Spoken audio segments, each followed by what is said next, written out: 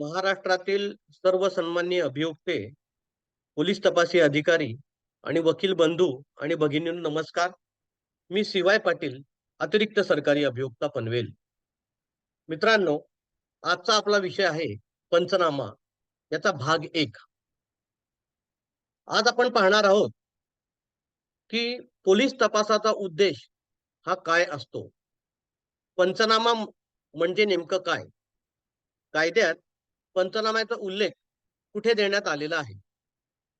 पंचनाम्याची पुरावात्मक व्हॅल्यू किती असते?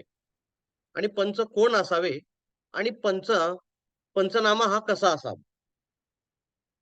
आता पहिली गोष्ट, की तपासाचा उद्देश काय असावा? पोलीस नियमावली भाग 3 प्रकरण 5 नियम 137 आहे.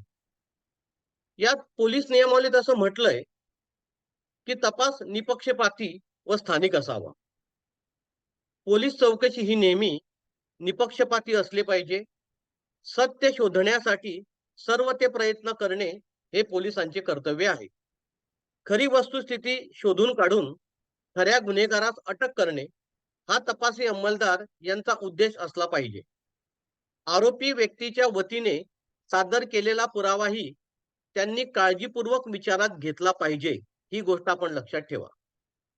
त्यांनी कोणताही निर्णय धांदलीने घेऊ नये आणि शक्यतो मुक्त मनाने पुराव्यावरून निर्णय घ्यावा. आता हे 3 सर्वोच्च न्यायालयाचे न्यायनिवाडे जे आहेत, यात देखील असंच अधोरेखित केलेलं आहे. जे पोलीस मॅन्युअलमध्ये आपण बघितलं, की तपासिक अधिकारी हा फक्त सरकार पक्षाची बाजू बळकट करण्यासाठी पुरावा गोळा करून न्यायालयासमोर आणून आरोपीला कोणत्याही परिस्थितीत शिक्षा होईल, कन्व्हिक्शन होईल यासाठी नसतो. तर झालेल्या तपासात नेमकी सत्य परिस्थिती काय आहे हे स्पष्ट करणारा व निपक्षपणे काम करणारा हा तपासी अधिकारी पाहिजे. एखाद्या निरपराध व्यक्तीला खोट्या आरोपीच्या आधारावर विनाकारण त्रास होऊ नये याची खात्री करणे, त्याच वेळी खऱ्या आरोपीला अवाजवी फायदा मिळू नये हे देखील पाहणे हे तपासिक अधिकारी याचे कर्तव्य असते. आता महत्वाची गोष्ट, की तपास हा फक्त नैसर्गिक पद्धतीने झाला पाहिजे. मित्रांनो, तपास करताना प्रत्येक तपासिक अधिकारी यांनी लक्षात ठेवायला हवे, की तपास हा फक्त नैसर्गिक पद्धतीने झाला पाहिजे. बघा, होतं असं की घटना घडलेली असते, परंतु ती जास्त खरी दाखवण्यासाठी आपण तपासामध्ये जो नैसर्गिक पद्धतीने पुरावा आलेला आहे, तो पुरावा तसाचा तसा रेकॉर्डवर न घेता वेगळ्या पद्धतीने घेतल्याचे दाखवितो. आणि हे दाखवणे खटल्याच्या निकालाच्या वेळेस त्याचे विपरीत परिणाम करते, आपण लक्षात घ्या. उदाहरणार्थ तुम्हाला सांगतो, की बऱ्याच वेळा गुन्ह्यातील वस्तू जागेवर मिळालेली असते. परंतु पोलीस अधिकारी आपण काय करतो? ती वस्तू कलम 27च्या पंचनामा अंतर्गत दाखवत असतो. ही पद्धत जी आहे दाखवायची, पूर्णपणे बंद करायला पाहिजे. तेव्हाच आपल्याला कन्व्हिक्शन रेट वाढवण्याचे काही चान्सेस आहे किंवा वाढू शकतो. थोडक्यात असं, जो पुरावा आला आहे, जसा आलेला आहे, तसाचा तसा रेकॉर्डवर घेणं, दोषारोपपत्रात समाविष्ट करणं आपलं काम आहे. कोणत्याही प्रकारचं इम्प्लांट करणं आणि केस जास्त खरी दाखवण्यासाठी काहीतरी खोटं दाखवणं, हे व्हायला नको. आता आपण बघूया, की पंचनामा म्हणजे नेमकं काय? आता पंचनामा हा शब्द मराठी, हिंदी किंवा इंग्रजी देखील नाही. पंचनामा हा शब्द संस्कृत आहे.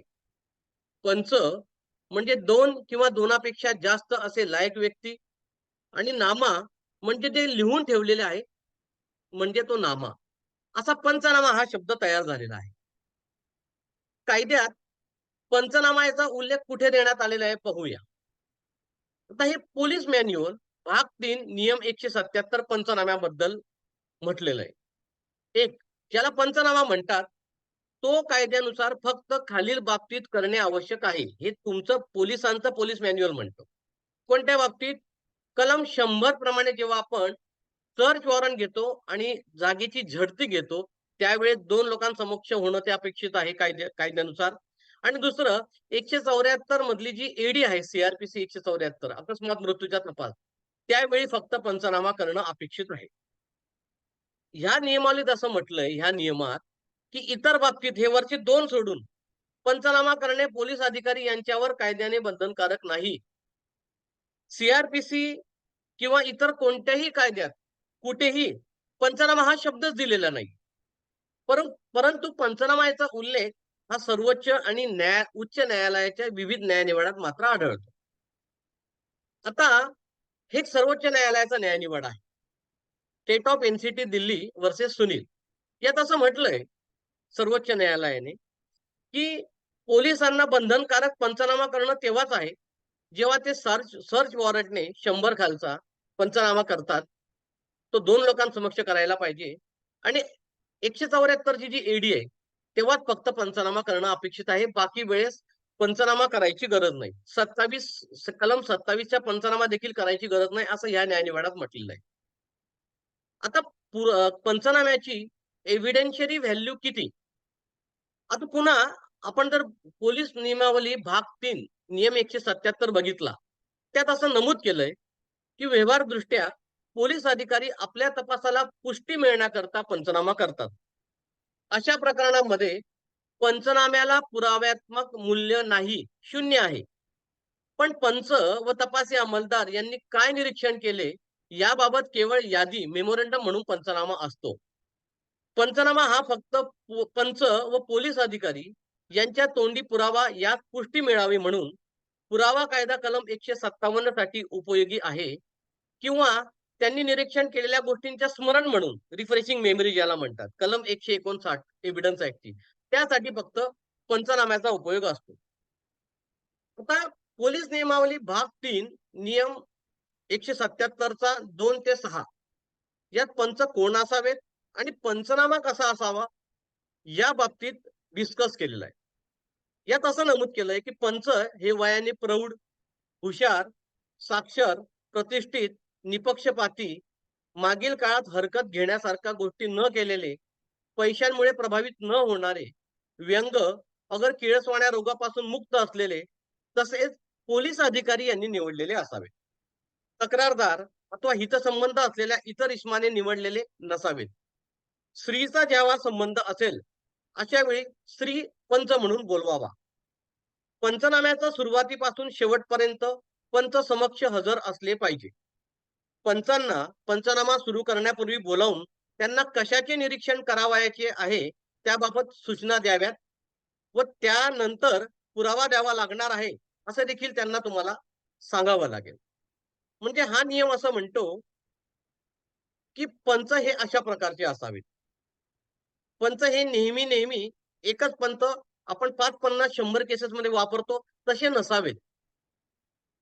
पुढे असं म्हटलंय की पंचनाम्याच्या सुरुवातीस पंचांचे पूर्ण नाव, व्यवसाय, पत्ता, त्यानंतर पंचनाम्याचा उद्देश, उदाहरणार्थ घराची जडती इत्यादी नमूद करणं अपेक्षित आहे. पंचनाम्यात मिळून आलेल्या वस्तूंची सविस्तर माहिती किंवा इतर संबंधित परिस्थिती तसेच मिळून आलेल्या वस्तू कुठे मिळाले याबाबत नमूद करणं अपेक्षित आहे. पंचनामा लिहिल्यावर तो पंचांना वाचून दाखवला पाहिजे. साध्या गोष्टी त्यांना त्यांना वाचायला द्यायला पाहिजे. वाचन झाल्यावर केलेल्या निरीक्षणानुसार खरा असल्याबाबत त्यांची सही घ्यायला पाहिजे. लिहिणाऱ्याचे नाव लिहिले पाहिजे व त्याची सही घेतली आहे व त्याची सही घेतली पाहिजे. पंचनामा सुरू केल्याची व पुरा केल्याची वेळ व तारीख व ठिकाण नमूद करा. पुढे असं म्हटलेलं आहे पोलीस नियमावलीत की पंचनामा करताना खालील सर्वसाधारण सूचना आहेत. 1. पंचनामा हा जागीच व कार्यवाही उदाहरणार्थ झडती संपल्यावर त्वरित केला पाहिजे. सामान्यपणे पंचनामा दिवसा केला पाहिजे, परंतु परिस्थिती तशी असेल तर रात्रीही करता येईल. खाडाखोड न करता काळजीपूर्वक लिहा. जर टाळता न येण्याजोगी खाडाखोड अगर मजकुरात वाढ करायची असेल तर पंचांपैकी किमान दोघांचा त्यावर सह्या घ्याव्यात. जेथे पंचनामा इंग्रजीत लिहिला जातो त्यावेळी स्थानिक भाषेत भाषांतर करून तो मूळ पंचनाम्यासोबत जोडला पाहिजे. पंचनाम्याची प्रत संबंधित इस्माने मागितली नाही तरी ती त्याला दिली पाहिजे. खुनाच्या सर्व प्रकरणांमध्ये तपासिक अंमलदाराने स्वतः पंचनामा करावा. चलनी नोटा अगर कागदपत्रे जप्त करण्याच्या बाबतीत त्याची ओळख हा महत्वाचा मुद्दा आहे. नोटा व कागदपत्रावर पंचांच्या सह्या घेतल्या पाहिजेत. तसे नोटांचे नंबर पंचनाम्यात नमूद केले पाहिजे. जेव्हा तक्रारदार किंवा माहिती देणारा इन्फॉर्मंट समक्ष हजर असेल तर मालाची ओळख पंचांच्या समक्ष करून त्याबाबत पंचनाम्यात नमूद केले पाहिजे. जेव्हा दागिन्यांचा संबंध असेल, तेव्हा सोनाराकडून त्याचे नीटपणे वजन करून घेतले पाहिजे. सोनाराला पंच म्हणूनही आपल्याला घेता येईल. जेव्हा आरोपीने काही माल हजर केला, तर तो माल कुठे मिळाला ते ठिकाण व माल कुठून काढून दिला, तेव्हा आरोपी सोबत होते, हे पंचनाम्यात आपण नोंदवले पाहिजे. पंचनाम्यात पुढील गोष्टींचा समावेश टाळण्याची काळजी आपण घेतली पाहिजे.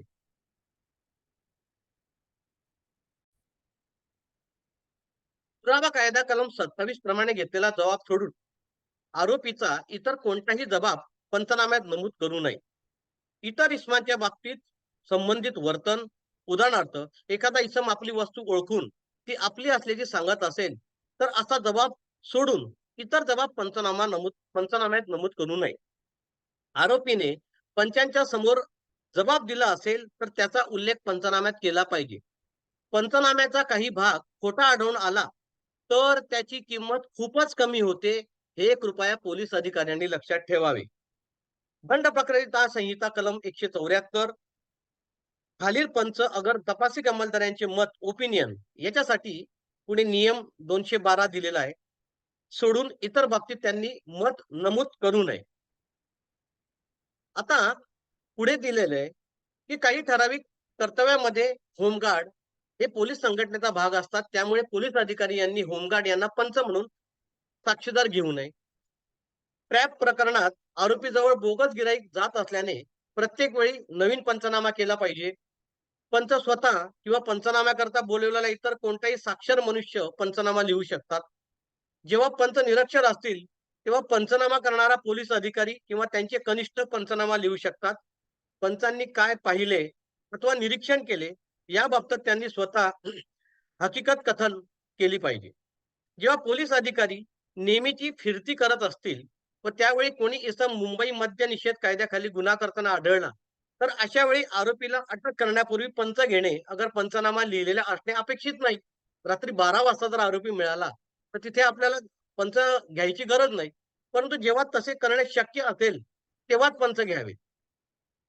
सीआरपीसी कलम 100 मधील तरतुदींची पूर्तता पंचांनी ही मात्र केली पाहिजे. मित्रांनो, अशा ह्या तरतुदी मुंबई पोलीस मॅन्युअल मध्ये दिलेल्या आहेत आणि मी काही सर्वोच्च न्यायालयाचे निवाडे देखील आपल्याला सांगितले.